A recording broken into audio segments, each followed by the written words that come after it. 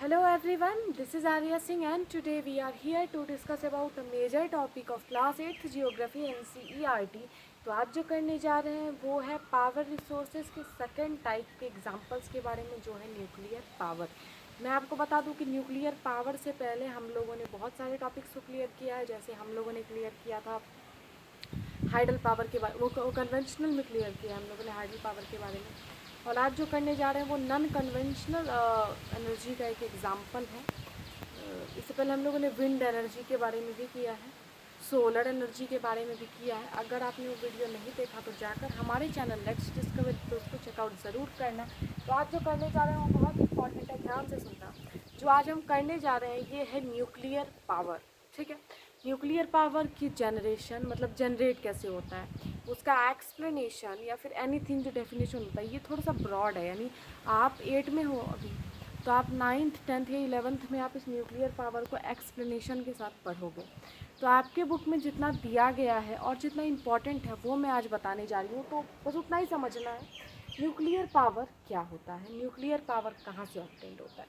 Then nuclear power is obtained from energy stored in the nucleus of atom of naturally occurring radioactive element like thorium and uranium. Okay, इससे क्या समझना है, मैं simple एक ही sentence समझना है, ज़्यादा नहीं, यहाँ पे समझना है बस। ये जो न्यूक्लियर पावर है ये हम ऑब्टेंड करते हैं एटम के न्यूक्लियस को जब हम फ्यूजन करवाते हैं, ठीक है। तो उससे जो एनर्जी निकलती है उसे हम कहते हैं न्यूक्लियर पावर। इससे आगे हमें अभी इस स्टैंडर्ड में सीखना ही नहीं है, क्योंकि आप इससे आगे अभी एटम्स के बारे में सब पढ़ोगे, एटम की साइज़ के बारे में, एटम के स्ट्रक्चर के बारे में, यहाँ तक कि एटॉमिक नंबर, एटॉमिक मास के बारे में, तब फिर ये आएगा। फिर एटॉमिक पार्ट्स, बहुत सारी चीज़ें आती है, साइंस का कंसेप्ट होता है। तो आपके साइंस क्लास 9th के बुक में ये चीज़ ज़रूर आएगा, एनसीईआरटी में ही, या फिर अगर आपका कोई स्कूल का बुक चलता है तो वहाँ भी। तो so the nuclear power is obtained from the energy stored in the nuclear of atom of naturally occurring radioactive element like uranium और थोरियम। कुछ जो होते हैं natural occurring radioactive element, क्या होता है बस याद करना है, समझना नहीं है, अर्लियर क्लास में आएगा। तो जो रेडियो एक्टिव एलिमेंट्स होते हैं, ठीक है, ये जो रेडियो एक्टिव एलिमेंट होते हैं इनसे, जैसे यूरेनियम हो गए और थोरियम, दो एग्जाम्पल दिए गए हैं आपकी बुक में जो आपको लर्न करके रखना है, यूरेनियम और थोरियम। इनके एटम के जो न्यूक्लियस है उसे फ्यूज करा के एनर्जी ऑब्टेन करवाया जाता है, जिसे हम कहते हैं न्यूक्लियर पावर। ओके, तो अब चलते हैं सेकेंड टॉपिक, जिसका नाम है these fuel undergo nuclear fusion in nuclear reactors and unit power.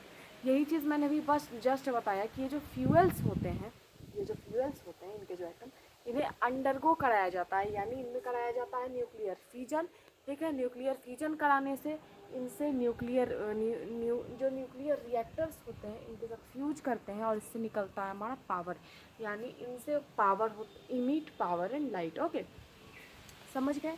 अब देखिए एक बार आप यहाँ से यहाँ रीड करके दिखाते, nuclear power is obtained from the energy stored in nucleus of atom and nucleic occurring radioactive element like thorium and uranium. Okay, what is these fuels? कैसा fuels मैंने बताया, these fuels undergo nuclear fission in nuclear reactors and emit power.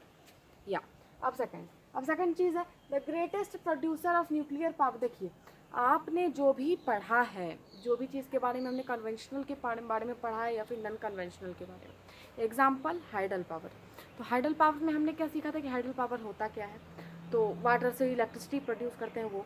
अब hydel power stations को कौन कौन countries भाई use कर रहे हैं, आपको याद होनी तो मैं बताती हूँ, Paraguay, Norway, Brazil, China, 4 countries हैं जो आज हाइडल पावर को पूरा एकदम बोले तो यूज़ कर रहे हैं, एकदम बोले तो लार्ज अमाउंट पे। अब हाइडल पावर की उत्पत्ति कहाँ हुई थी, तो भाई नॉर्वे में हुई थी, तीसरी चीज़। चौथी चीज़, hydel power stations Paraguay, Norway, Brazil, China में तो है ही, उसके अलावा क्या हमारे इंडिया में भी है, तो हाँ है। तो कहाँ कहाँ है, तो भाखड़ा, नांगल, गांधी सागर, नागार्जुन और दामोदर वैली प्रोजेक्ट, 4 जगह है। कैसे है क्या है मैंने सारी चीज़ें बताई थी, तो मैंने अभी जस्ट आपको रिमाइंड करा दिया। तो ये एक बार में याद होगा नहीं, आप इसे बार बार राइट डाउन करोगे और बोलोगे तो याद हो जाएगा।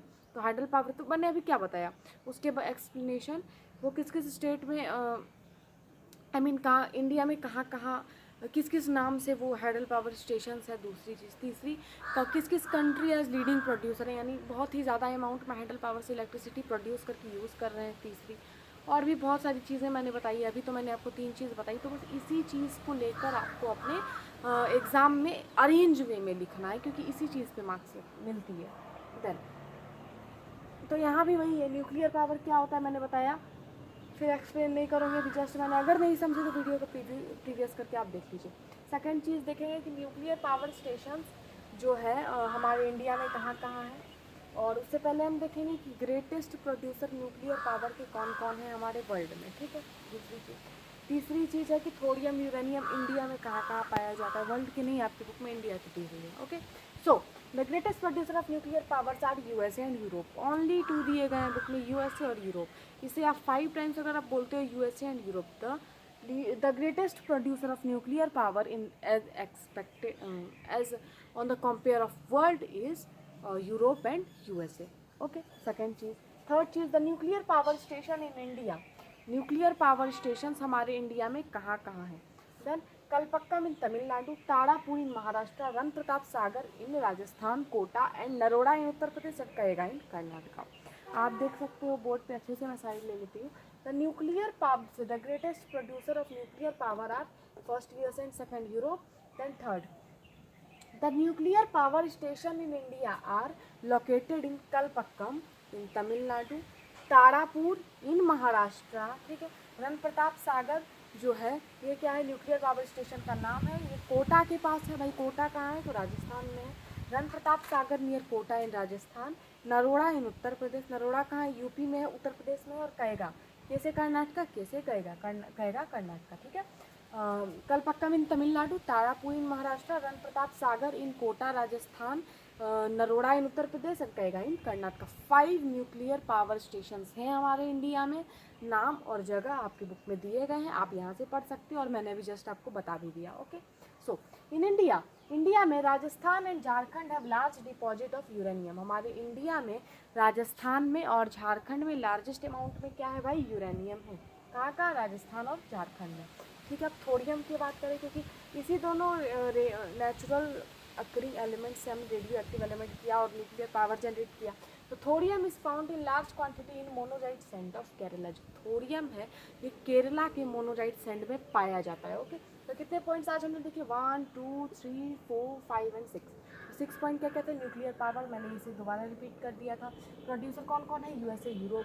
तीसरा, न्यूक्लियर पावर स्टेशन हमारे इंडिया में है, Kalpakkam in Tamil Nadu, Tarapur in Maharashtra, Rana Pratap Sagar near Kota Rajasthan, Narora in UP, and Kaiga in Karnataka. Okay, in India Rajasthan and Jharkhand have large deposit of uranium and thorium is found in large quantity in the monazite sand of Kerala. Okay, आशा करती हूँ ये video आपको अच्छे से समझ में आ गया होगा, नहीं समझ में आया प्रीवियस करके वीडियो को देख लीजिए। If you are new on my channel, don't forget to subscribe it. If you like this video, tap the like button, and if you have any problem, then you are feel free to ask in comment section. Thank you, and you have to take the screenshot of these points, so I will count 1 2 3 4 5, and in between you have to take the screenshot, then start 1 2 3 4 and 5. Thank you all.